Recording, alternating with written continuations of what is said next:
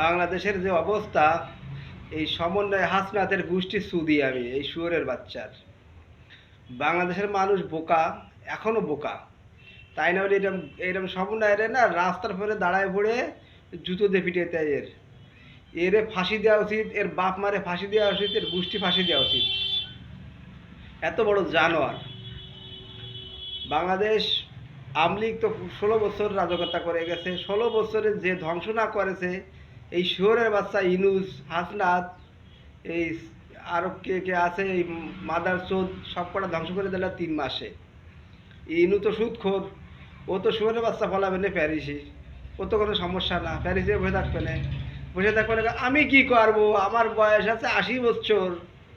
এই সমন্বয়ের গোষ্ঠী চুদি সমন্বয়ের, এই যে হাসনাত, তারপরে আরো কি কি নাম আছে, হ্যাঁ, কি কি বালছেড়া নাম আছে গিয়ে।